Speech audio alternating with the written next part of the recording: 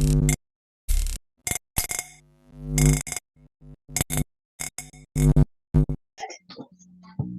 magandang umaga and happy Sabat sa ating lahat. So yung atin pong pag-aaral ngayon sa sa araw na ito ay ano ang pakikinabangin ng tao. So marami po sa atin ay iisip ng pakinabang. Lalo na sa sanlibutan ito, marami sa tao, lahat ay iniisip nila kung ano yung pakinabangin nila. Ngunit nakakalungkot dahil yung pakinabang sa espiritual ay nawawala po. Kaya napakahalaga na ito po'y bigyan natin ng pansin sa araw na ito upang makita natin yung kahalagahan ng pag-aaral. So ngayon, salamat sa Panginoon at sa aking mga regular na kasama ngayon sa araw na ito.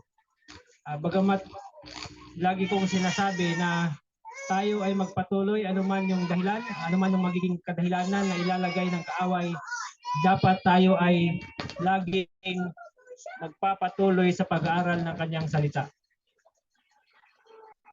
So, sa unang talata, ating mabasa sa Matthew 16 verse 26. Sabi po diyan, sapagkat ano ang pakinabangin ng tao kung makamtan niya ang buong sanlibutan at mawawalan siya ng kanyang buhay, o ano ang ibibigay ng tao na katumbas sa kanyang buhay. So ano kaya ang pwedeng maipapalit ng tao katumbas ng kanyang buhay? Sa atin ngayon sa sanlibutan, ang buhay natin ay binabayaran lang ng 20,000, 50,000, 100,000. So depende na kung gaano ka yung nakadisgrasya. Minsan nga yung iba ay pinapatay na lang, kinikitil yung buhay na walang kapalit. Pero dito, ano kaya ang mangyayari sa atin pagkatapos ng buhay natin sa sanlibutan ito?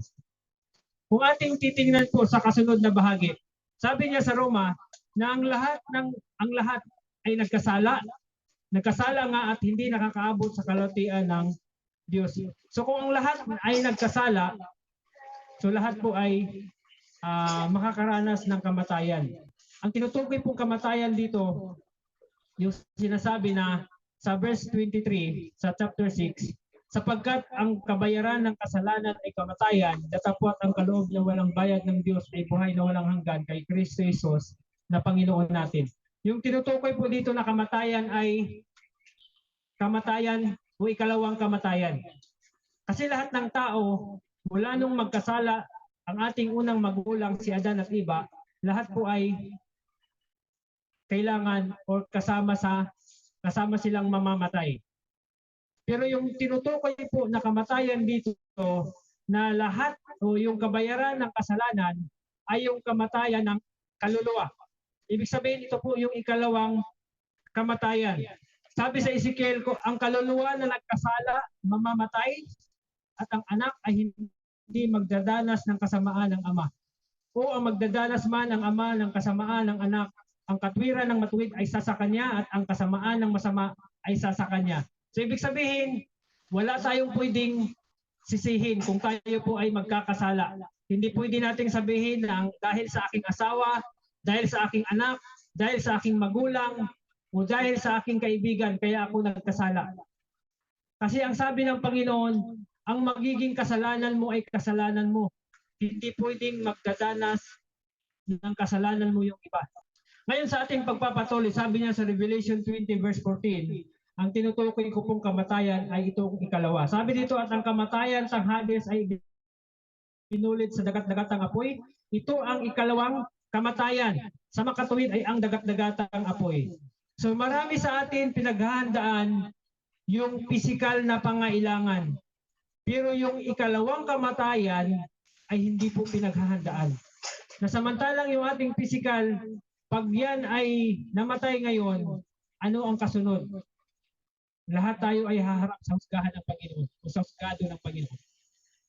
So dito dapat natin isipin ano ang magiging kalagayan natin pagdating nahaharap na tayo doon sa ikalawang kamatayan. Kaya sabi nito sa verse 15, At kung ang sino man na hindi nasumpungang nakasulat sa aklat ng buhay ay ibinulid sa dagat-dagatang apoy. So kaya ba nating mamuhay sa dagat-dagatang apoy? Nakakatakot po ito. Kaya dapat po magkaroon sana sa atin ng pagpukaw sa ating kaisipan na napakahalaga na paghandaan natin kasi sa dagat-dagatang apoy ay wala na po yung pagsisisi. Hindi na po natin pwedeng ibalik yung ating buhay. Hindi na rin po natin pwedeng sabihin na Lord, magsisisi na ako, magbago na ako. Pag once na makita dyan sa huling pagtawag sa ating pangalan na hindi pala ito nakasulat sa aklat ng buhay, walang pagsalang na ikaw ay kasama po doon sa ihuhulog or makakaranas sa dagat-dagatang apoy. Kaya napakahalaga na atin po itong paghandaan. So ngayon sa ating pagpapatuloy, sabi dito sa Christian service, there is danger of losing all in the pursuit of worldly gain. So pwede pong mawala sa atin ang lahat kapag atin pong ipinagpalit ito sa makalangit na gawain o sa makalangit na pangangailangan. Ngayon sabi niya, for in the feverish eagerness for earthly treasure, higher interests are forgotten. So dahil sa ating pangailangan sa sanlibutan, yung mataas nating pangailangang espiritual ay ating nakalimutan at yun ang nakakalungkot. Mas inuna natin yung ating pisikal, pinagpapalit natin yung ating pagsamba dahil alang-alang doon sa pangailangan natin sa pisikal, pero yung ating pangailangang espiritual nawawala po sa atin. Sabi dito, the care and perplexity that are involved in laying up treasures upon earth leave no time nor desire to estimate the value of eternal riches. Kaya pag nabisi na po tayo sa ating negosyo, sa ating trabaho, nawawalan na po tayo ng gana na bigyan ang kayamanan sa langit. O bigyan ng time ang kayamanan sa langit. Kaya sabi dito, where your treasure is, there will your heart be also. Kaya kung saan ang iyong kayamanan, nandoon po yung ating puso. Kaya dahil nandoon ang puso natin sa kayamanan, ano pang magiging pagmamahal natin sa salita ng Diyos kung tayo ay nabisi na doon sa ating pangailangan. Sabi dito, your thoughts, your plans, your motives will have an earthly mold. Yung iyong kaisipan, yung iyong mga plano, yung iyong mga motibo or hangarin, sabi dito, ang lahat ng ito ay nakaayon sa pangangailangan ng sanlibutan. And your soul will be defiled with covetousness and selfishness. Ang iyong kaluluwa ay sabi dito madudumihan ng pag-iimbot at pagiging makasarili. Kasi bakit? Ang magiging hangarin mo ang mag-income, magkamit, magkaroon, yun ang lagi mong iniisip. Kaya nagiging makasarili ka na. Kaya sabi dito, ano ang iyong pakinabang? What shall it profit a man if he shall gain the whole world and lose his own soul? Ano ang magiging kabuluhan ng iyong buhay, ng iyong kayamanan? Kahit sabi nga dito, maangkin mo man ang buong sanlibutan, pero ang kaluluwa mo naman ay mapahamak. So tandaan po natin, ang kaluluwa natin, pag once napahamak yan, wala nang second chance. Pero pag ang kaluluwa natin ay magkaroon, makasumpong ng kaligtasan, sabi dito, yun ay buhay na walang hanggan. At yun ay walang katapusan. So ipagpapalit po ba natin yung lahat ng ating pangailangan dito sa liputan kaysa spiritual na pangailangan? So sabi dito sa kasunod na talata sa Marcos 8:34, at pinalapit niya sa kanya ang karamihan, pati ng kanyang mga alagad. At sa kanila ay sinabi, kung ang sino mang tao ay ibig sumunod sa akin, ay tumanggi sa kanyang sarili at pasanin ang kanyang cross at sumunod sa akin. So ibig sabihin, pinapatunayan lang dito ng Diyos na ang pagsunod sa Kanya ay may kasamang pagpasan. Hindi po ang pagsunod sa ating Panginoon ay ayahay. kundi mayroon po tayong pagpapasan ng ating mga daladalahin. Kaya lang ito gumagaan kasi bakit? Kasama natin ang Panginoon na pumapasan ng ating dala. Pero hindi po garantiya na may kilala kayong Diyos ay wala na kayong pasanin.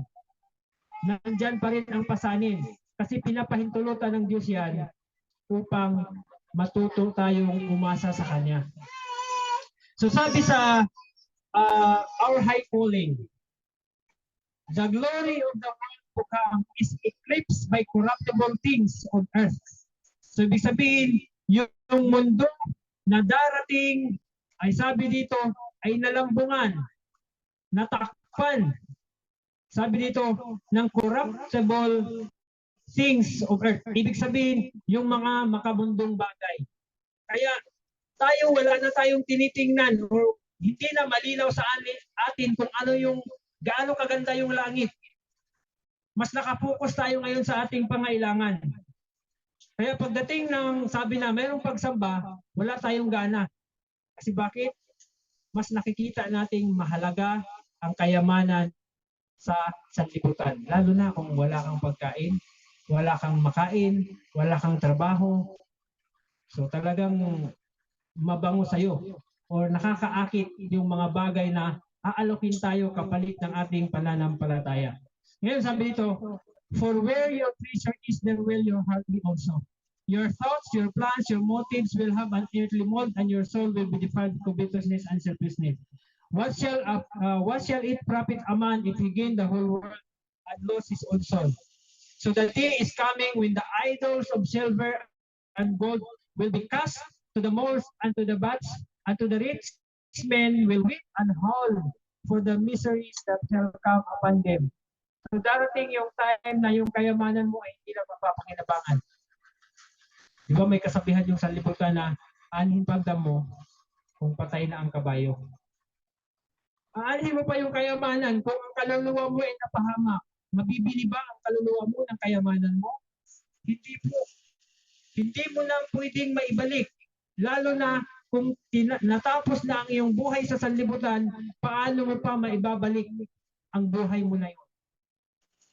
Pero pag once na nasumpungan mo yung kayamanan sa langit, pag nasumpungan mo yung kayamanan sa langit, yung kayamanan dito sa sanlibutan ay baliwala lang po yun. Kumpara sa kayamanan sa langit at kasama na po doon yung buhay na walang hanggan. Kaya napakahalaga po na bigyan natin ito ng pansin. So sa ating pagpapatuloy sa verse 35 ng Marcos chapter 8, sapagkat ang sinumang mag-ibig iligtas ang kanyang buhay ay mawawala nito, at ang sinumang mawawala ng kanyang buhay dahil sa akin at sa Ebanghelyo ay maliligtas yaon. So ibig sabihin, kung tayo'y nagsisikap na mamuhay, ay gusto nating, ayaw tayong mamatay yung ating pisikal. Pero ang problema dahil sa ating pagsisikap na mabuhay, pati yung buhay na walang hanggan ay hindi natin binigyan ng pag-asa o hindi natin binigyan ng pagkakataon. So mas nakapokus tayo sa ating pangailangang pisikal. Kaya ito pong mangyayari. Sa atin palang pagsisikap na maiahon tayo, mabuhay tayo sa mundo, mawawalan pala tayo ng buhay na walang hanggan pag wala tayong panahon para dito. Kaya napakahalaga na sa kabila ng ating kahirapan dito, kasi nakakalungkot yung kalagayan natin eh. Mahirap na nga tayo sa sanlibutan, tapos pagdating sa langit, wala pa tayong pwesto doon. So sayang naman. Kasi ang unang tinawag, ang unang nilapitan ng Panginoon ay yung mga mahihirap. Sila yung unang inaabot ng Diyos. Kasi bakit?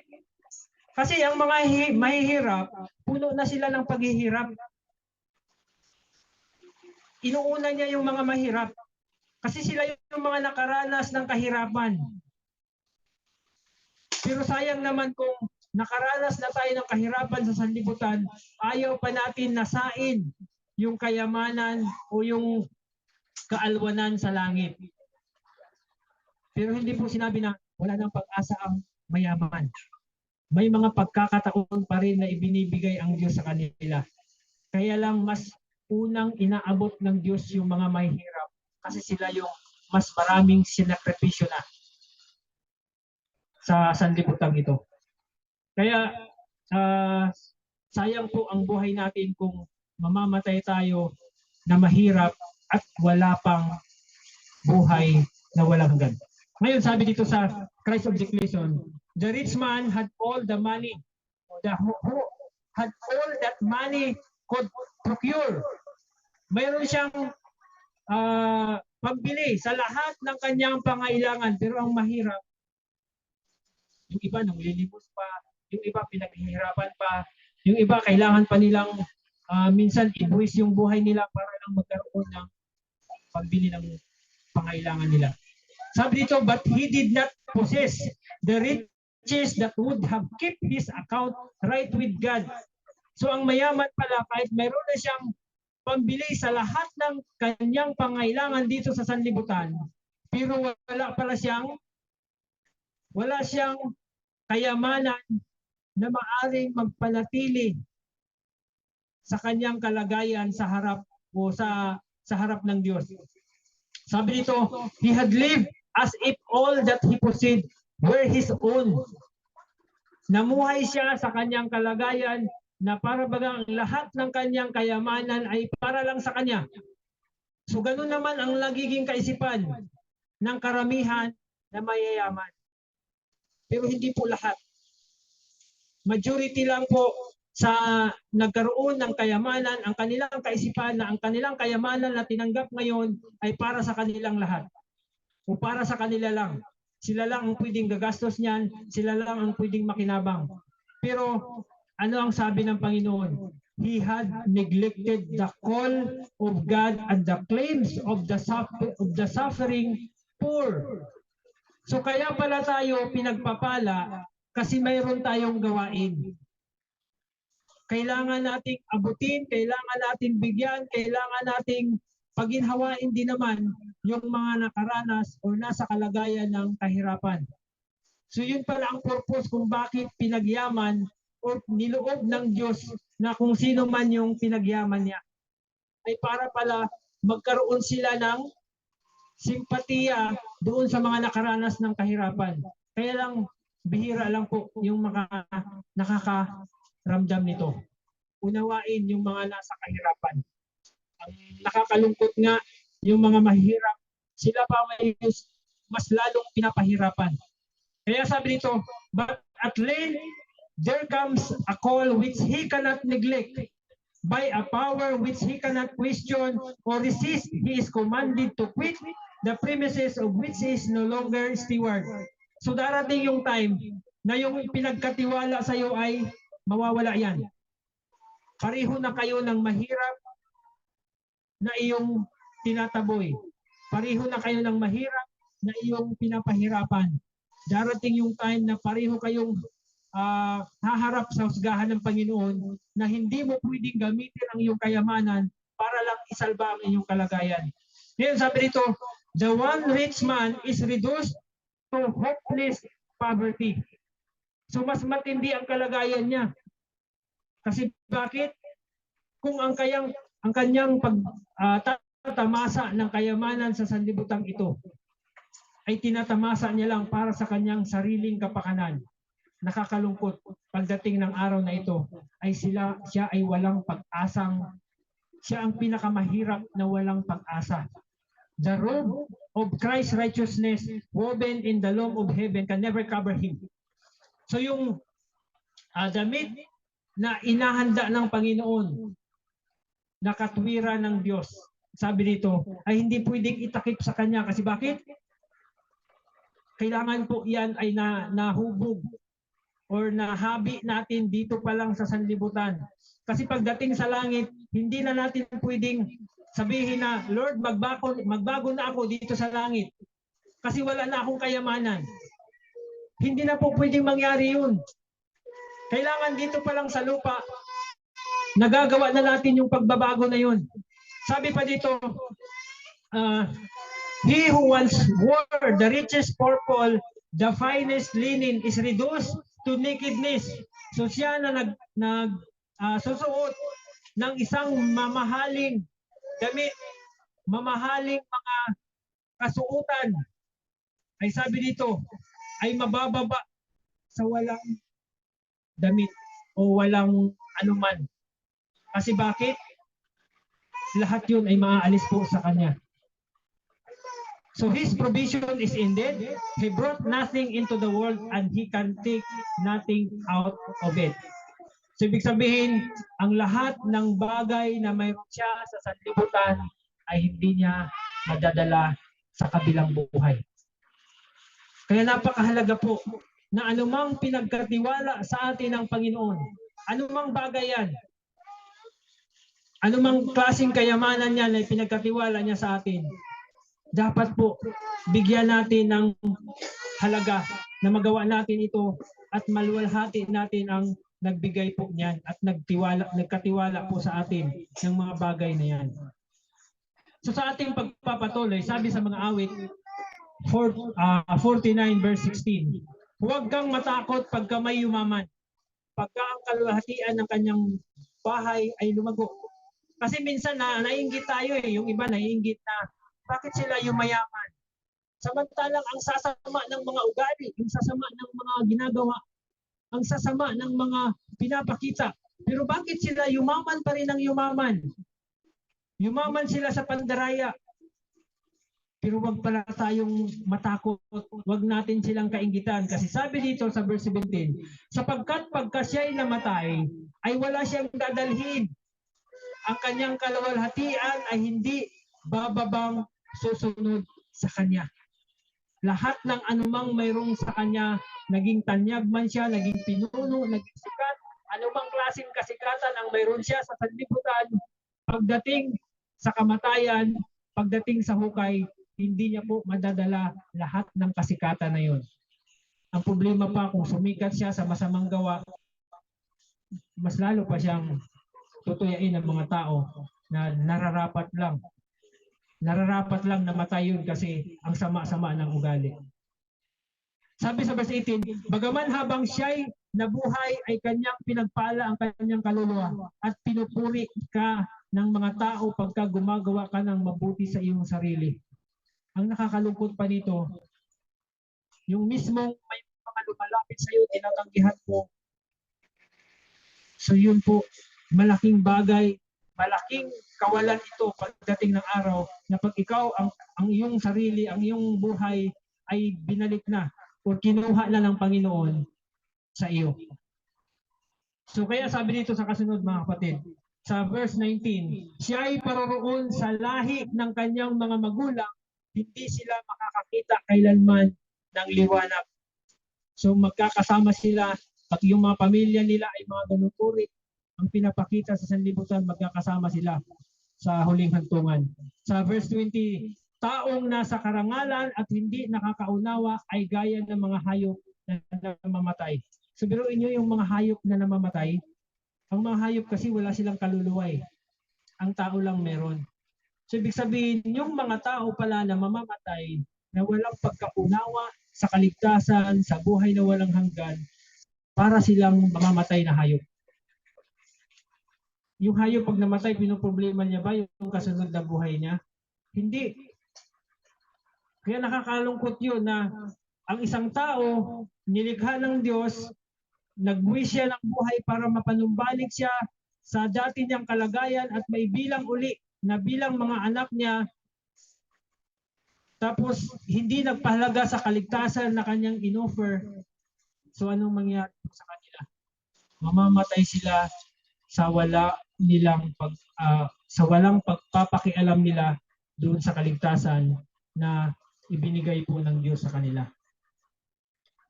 Ngayon sabi dito sa selected messages, while you hold the banner of truth firmly, proclaiming the law of God, let every soul remember that the faith of Jesus is connected with the commandments of God.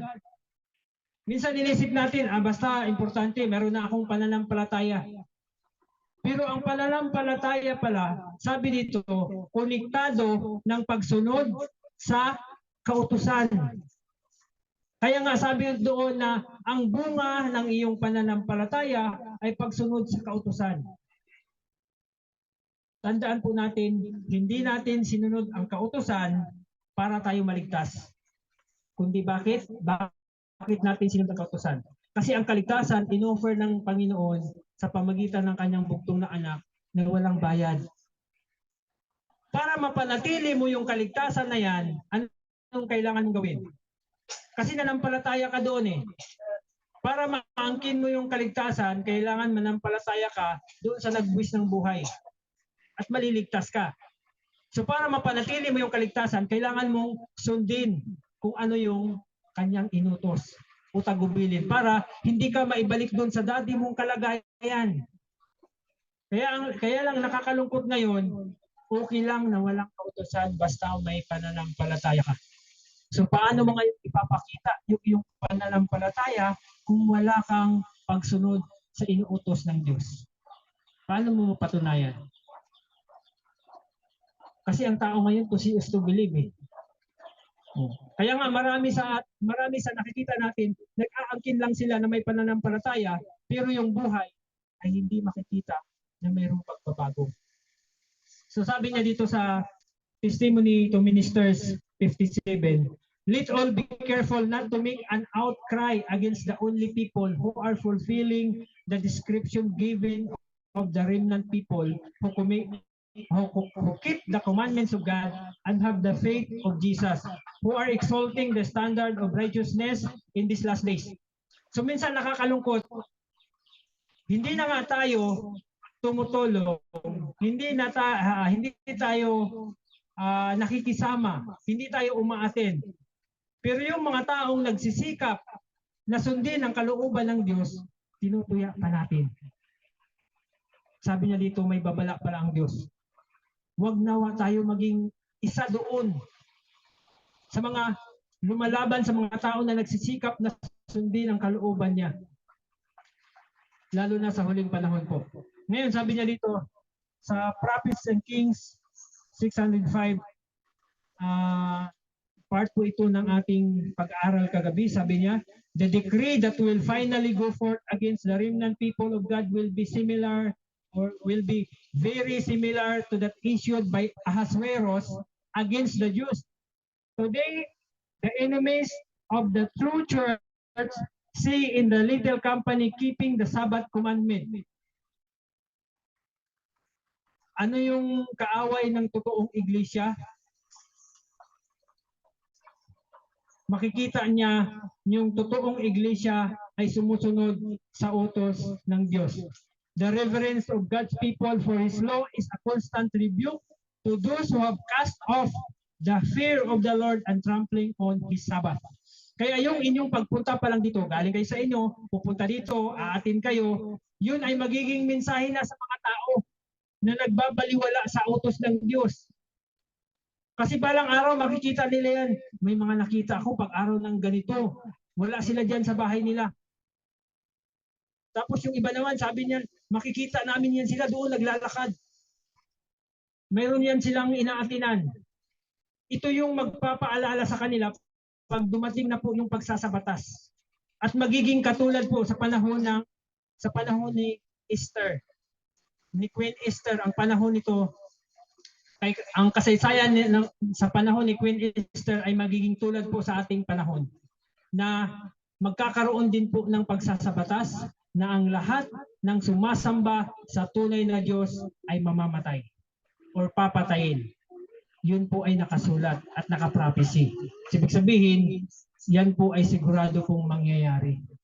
Ngayon, sabi niya dito sa Christ Triumphant, indeed that fear the Lord speak often one to another, and the Lord hearkened and heard it, and a book of remembrance was written before Him for them that feared the Lord and that thought upon His name. So ibig sabihin, itong pag-attend ninyo, itong pakikinig ninyo, lahat po iyan ay nakatala sa aklat ng alaala sa langit.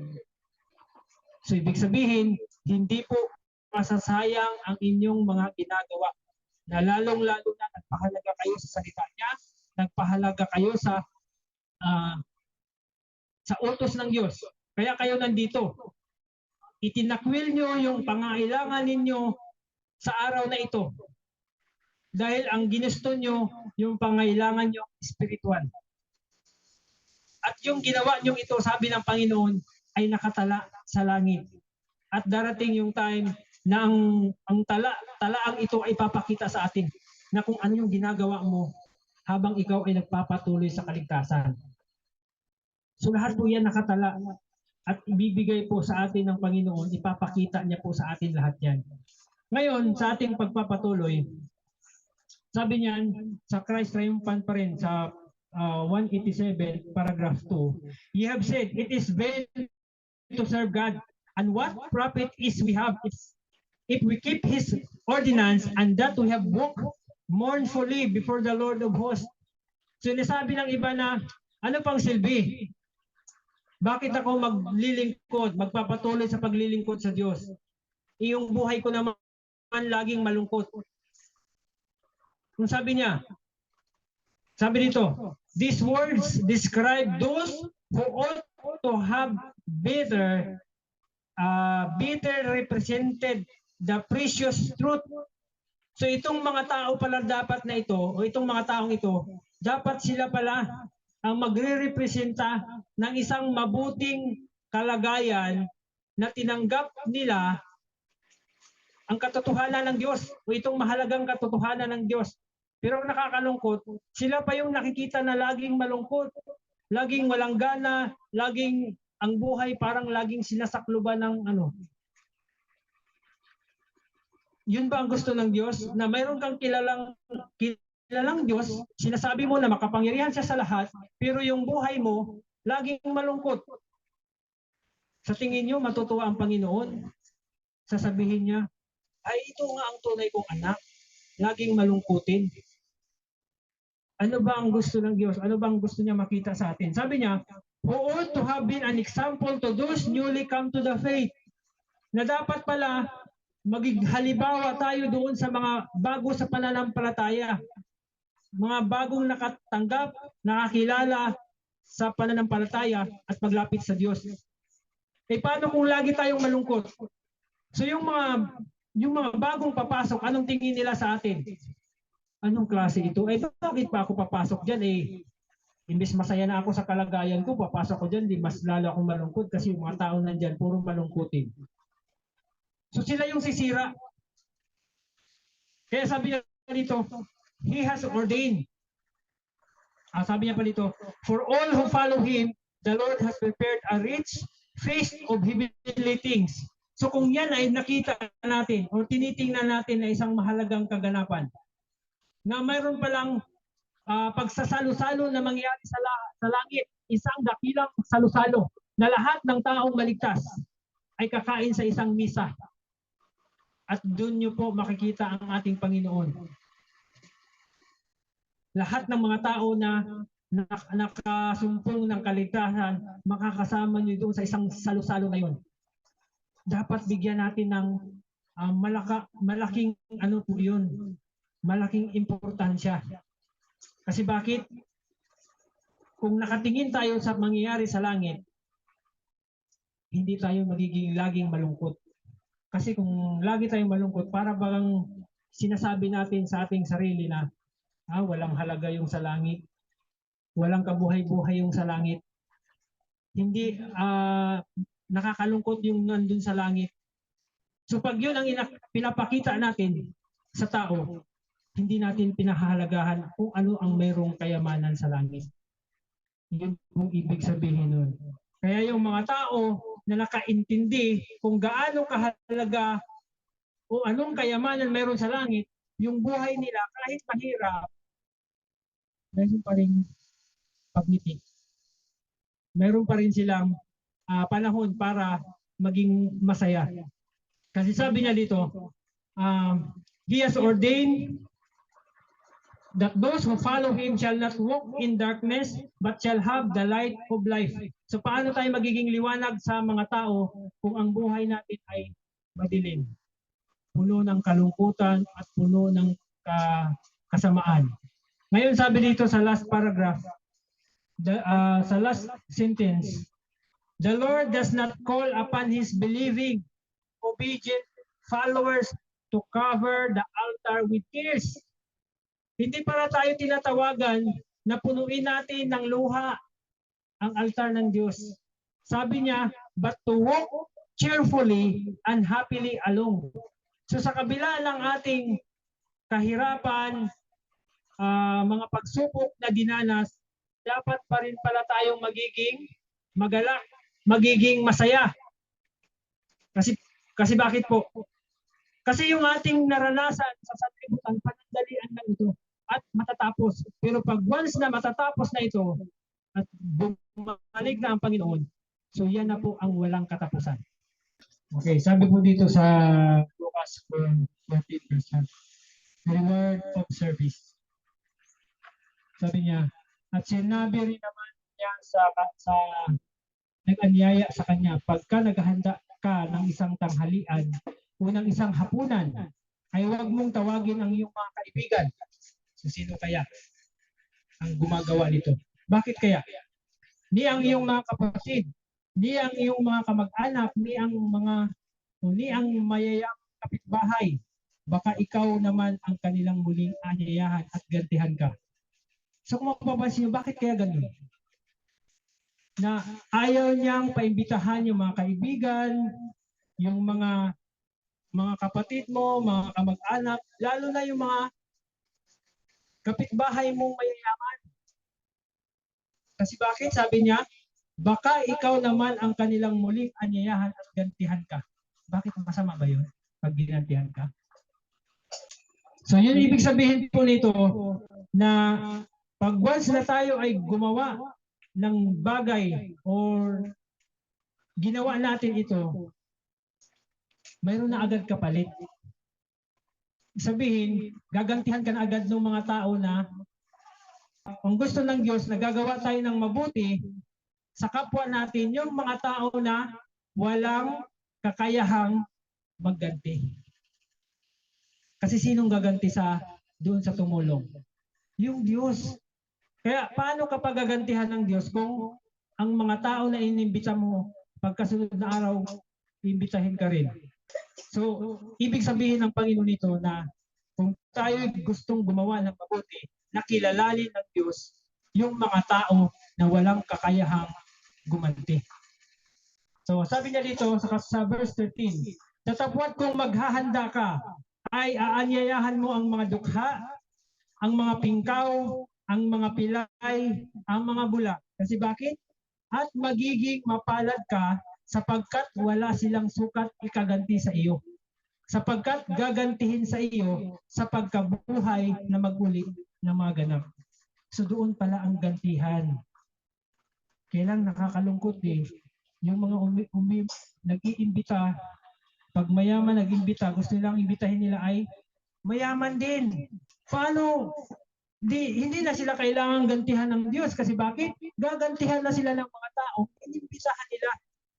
Pero pag ikaw ay mahirap, inimbita mo, mas mahirap pa sa'yo na walang kakayahan magbalik ng ganti sa'yo.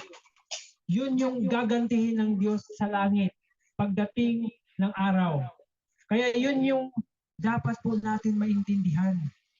Na sa pagtulong natin, huwag natin pipiliin lang yung mga taong may kakayahan magbalik ng ating tinulong. At kung nagtulong tayo, huwag tayong mag-isip ng ganti nila. Kasi sabi nga, ang Diyos ang gaganti sa atin pagdating ng araw. So, sikapin po natin, lalo na pag kayo may kaya, tutulungan nyo yung mga tao na may kaya din. Sabi ng kung Panginoon pa sasabihin niya, bakit pa kita gantihan? Ginantihan ka na ng tinulungan mo. Pero yung mga walang kakayahang gumanti sa inyo, yun yung dapat na. Kaya nga sabi dito, yung mga dukha, mga pingkaw, mga pilay, ang mga bulag. Yung problema sa pintuan pa lang. Kung may mga mahihirap dyan na ano-ano, anong ginagawa ng mga mayayaman. So, hindi ka na makapasok. Mga pilay, mga pingkaw, naku.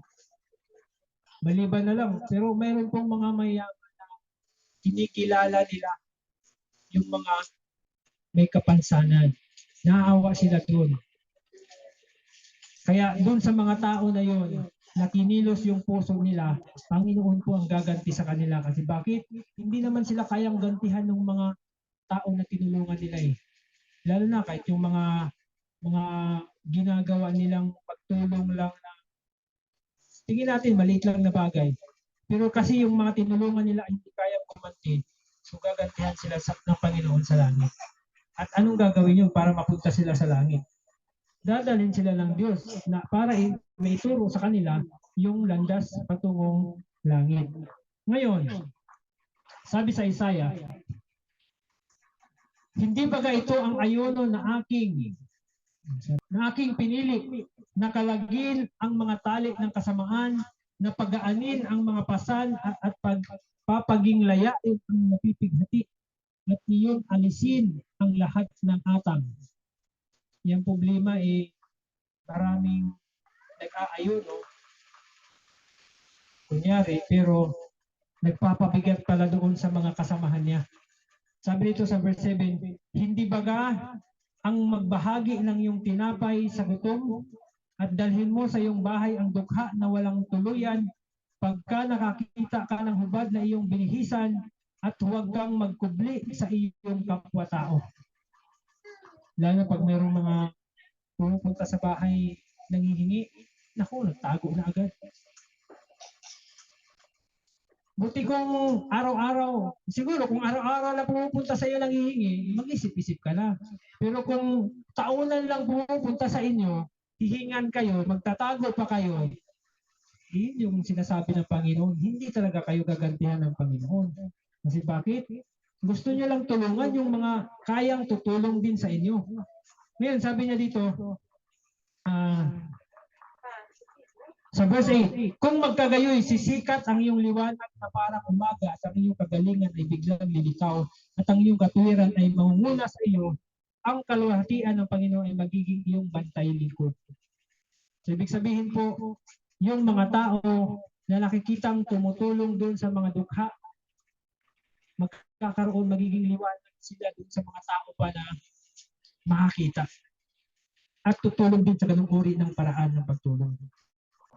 Sa verse 9, kung magkagayoy, tatawag ka at ang Panginoon ay sasagot. Ikaw ay dadaing at siya'y magsasabi, narito ako.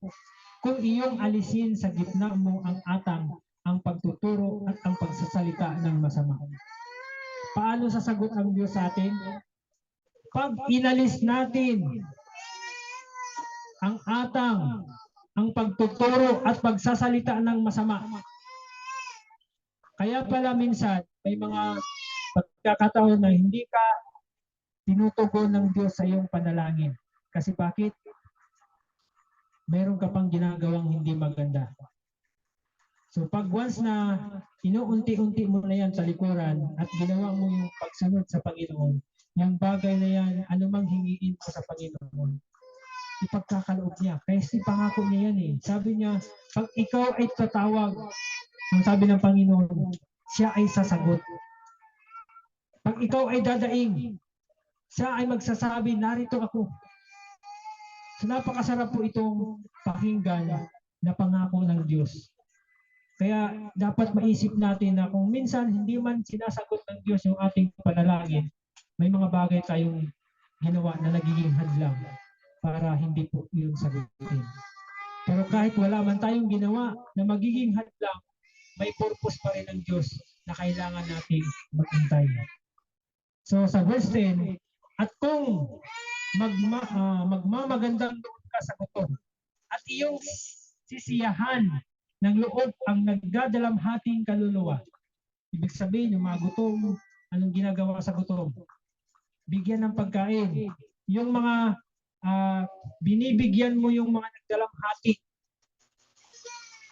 pinapasaya mo sila or inaaliw mo sila. Kung magkagayoy, sisilang ang iyong liwanag sa kadiliman at ang iyong kadiliman ay magiging parang katanghaliang tapat.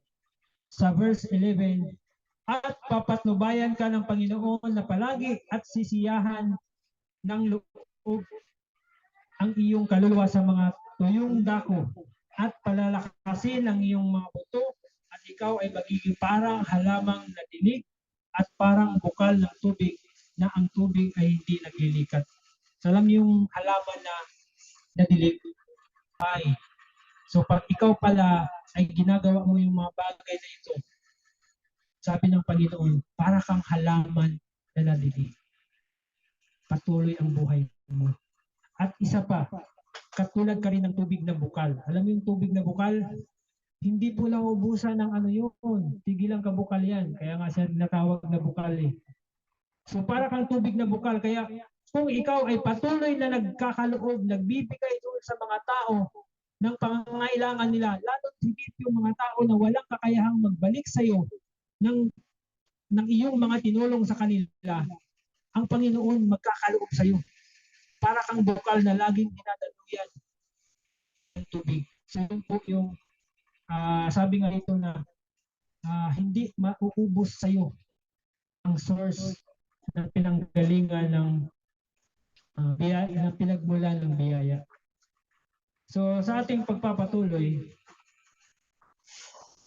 sabi sa Psalms 37, huwag kang mabalisa dahil sa mga manggagawa ng kasamaan. Di managhili ka man sa kanila na nagsisigawan ng kalikuan. Kasi minsan nakikita natin na bakit itong mga magnanakaw, itong mga tulisan, itong mga kurap na mga tao, yung mayaman, huwag mo silang kainggitan. Kasi bakit? Anong sabi ng Panginoon sa verse 2? Sapagkat sila'y madaling puputuling gaya ng damo at matutuyong gaya ng sariwang damo. Pero bakit sinasabi ng tao ang masamang damo ay matagal mamatay? Anong purpose ng Diyos?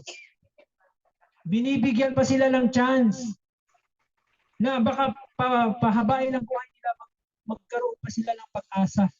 Pero pag nakita na ng Panginoon na kahit pahabain ang buhay mo, wala ka ng kapag-asa kasi nga kahit sa magulang mo, sa kaibigan mo, sa asawa mo, sa anak mo, sa anumang relatives, kaibigan, hindi ka nakikinig. That's the time.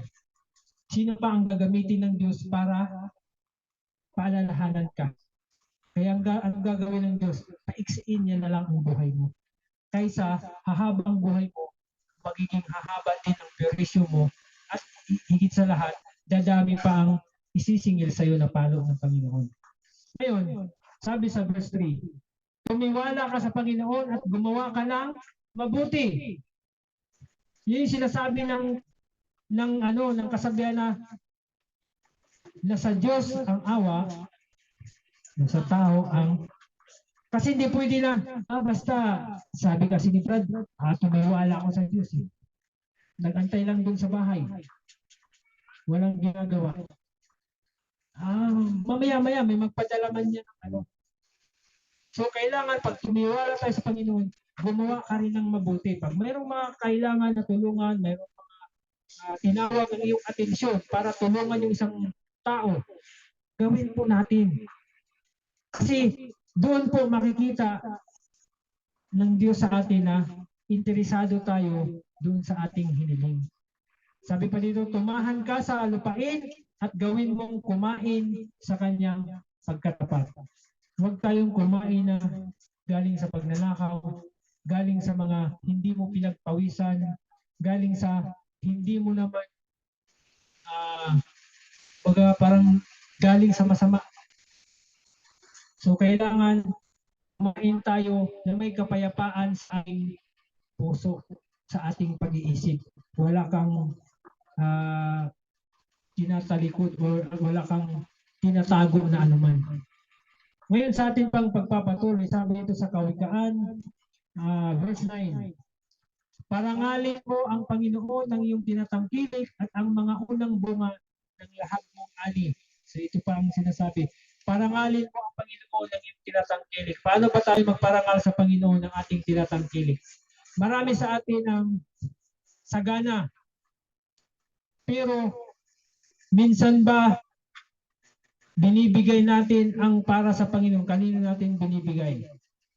Kasi sabi niya, mapaparangalan mo ako kung sinusunod ko yung aking sinasabi sa iyo. Na yung parte niya ay ibibigay mo para sa Panginoon. Kaya anong nangyari? Di ba sinasabi ng Panginoon na yung pag-withheld natin o yung pag-atubili natin na ibigay yung para sa Panginoon, itinago natin. Anong sinasabi ng Panginoon dyan? Tayo ay nagnanakaw sa Kanya. Kaya ang nakakalungkot niyan, kung ikaw magnanakaw, paano ka pagpapalain ng Diyos? Hindi mo nga ninanakaw yung sa ibang tao, pero yung sa Panginoon ninanakaw mo kasi hindi mo binigay para sa Kanya. So ninanakaw mo yun. Kaya paano tayo palaguin? O paano palaguin ng Diyos ang ating negosyo, ang ating hanapbuhay, yung ating mga ginagawa para sa ating pamumuhay. Sa verse 10, sabi niya, sa gayoy mapupuno ang iyong mga kamali ng sagana, ang iyong mga alisan ay apawan ng bagong alak. So pag ginawa pala natin yung pagtatapat, sasaganain tayo ng Diyos. Kaya nga, kung hindi man tayo sumasagana, so wag naman tayong kasi mayroong sigurong gustong iparating na aral ang Diyos sa atin. Kung bakit hindi tayo pinapasagana. Kasi minsan baka pag pinasagana tayo, kung ano-ano na lang naisip natin. Bili ako noon, bili ako niyan, akin na yan. Patayo ako niyan, patayo ako noon. Baka puro ka patayo. So pag pinasagana ka, baka makalimutan mo na ang Diyos. Kaya wag po tayo maghiling na sobra-sobra. Kasi pag sinubrahan natin, baka makalimutan mo ng kumilala sa Diyos. Kaya nga yung iba wala na ng panahon na para sumamba, maglingkod, magpasalamat kasi bakit? Kulang pa yung oras nila sa negosyo. Kulang pa yung oras nila sa trabaho. So sabi sa verse 11, anak ko, wag mong hapakin ang parusa ng Panginoon, ni mayamot man sa kanyang saway. So wag tayo palang magdamdam kung tayo ay pinaparusahan or tayo ay sinasaway ng Diyos. Kasi bakit? Isang paraan niya yan. Para po sa ano? Para sabi niya, sapagkat sinasaway ng Panginoon ang kanyang iniibig. Bakit ako pinapalo? Ang sakit-sakit ng palo na yun. Kasi kung hindi ka papaluin ng Diyos, at nagpatuloy ka sa iyong ginagawang kasamaan, mapapahama ka. So, mas maigi nang pinalo ka, at least nagising ka, tama, mali pala yung ginagawa ko. So, gaya ng ama sa anak na kanyang kinaluluguran. Kaya yung mga magulang na nagdisiplina, normal lang po yung pagdidisiplina. Huwag naman po yung makita mo na wala nang tawag doon, sa balat, wala nang mapaglagyan ng latay. Puro pasa na. Huwag naman ganun. So, kailangan, sabi nga ng Panginoon sa Biblia, ang isang palo ay huwag mong ipagkait sa bata. Kasi baka mamaya, ang bata, pag puro ka lang din salita at hindi mo binigyan ng para maintindihan nila, so sa sunod yan, parang anuhin ka lang ng anak mo. So ito pong sinasabi niya na huwag tayong panghinaan ng loob pag tayo sinasaway, nagkaroon ng problema, huwag tayo panghinaan ng loob. Kasi gusto ng Diyos na magtiwala tayo sa Kanya. Kaya nga sabi ng Panginoon sa atin, maliban tayo maging bata, hindi tayo makapasok sa karya ng Diyos. Kasi ang bata, paano ba siya nagtiwala sa magulang? Ang bata ba nag-iisip kung anong kakainin niya? Ang bata ba nag-iisip kung wala na siyang masasaing? Sino na mamumblima doon? Ang magulang. Ang bata, anong inisip niya? laro lang. Oh. So ibig sabihin, sa pangangailangan ng ating katawan, pag ikaw ay mananampalataya, dapat hindi ikaw ang parang laging problemado. O nandun na tayo, isipin mo yung problema. Kaya lang, pag ilalatag natin sa Panginoon yung ating pangailangan, alam niya kung ano yung nakakabuti sa atin. So, yan, sabi dito, ito na yata yung last. Sabi niya, the Lord has a great work to be done and He will bequeath the most in the future life to those who do the most faithful. He will bequeath the most. Ibig sabihin, ipapamana niya sa kasunod na buhay doon sa mga nagiging tapat, who do the most faithful, gumagawa ng higit na katapatan, willing service in the present life. Kaya nga po sa ating gawain ay hindi po tawag doon, hindi po sa pilitan. Tama lang na mag-invite ka, tama lang na ipakita mo, tama lang na i-share mo. Hindi po kailangan na kalagkarin natin sila para lang pumasok o para lang umatin. Kung ayaw nila, wala tayong magawa. Kasi yung imbitasyon na yon, na halimbawa, nasiran mo sila, yun na yung pagkakataon nila na pagdating sa pagharap nila sa langit, hindi nila pwedeng sabihin sa Panginoon na, Lord, walang nag-imbita sa akin, walang nag-share sa akin, walang nagbigay sa akin ng ganitong pag-asa. Kasi yung pag-share mo, pag-imbita mo, mo sa kanila, pag-akay mo sa kanila, iisang pagkakataon na yan sa kanila na para sa pagdating ng hatulan, wala tayong masasabi sa Panginoon na walang pinadala ang Diyos na imbitahan tayo o ipakita yung pag-asa na ito. So sana po sa hapong ito ay nakita natin yung kahalagahan. Ano ba ang gusto nating pakinabang? Ang pakinabang ba na gusto natin ay yung pakinabang lang sa pansarili? O kailangan nating makinabang yung sa buhay na walang hanggan? Yung sa future reward? Kailangan po natin maintindihan yun.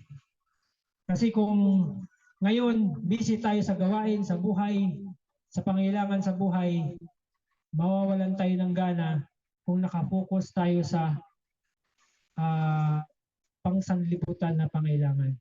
Pero kung nakita natin yung reward sa langit, yung pangako ng Diyos sa langit na matatamasa ng mga maliligtas, ay pag-iigihan po natin yung pakikinig at pagsunod sa kanyang salita.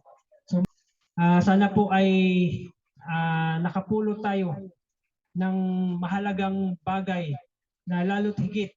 Ano ba ang ating pinagkaabalahan sa panahong ito?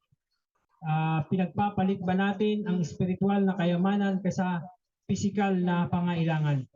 So sana po makita natin ang kahalagahan nun. Kasi kung hindi natin makita ngayon pa lang, so magiging walang kabuluhan sa inyo yung spiritual na pakinabang.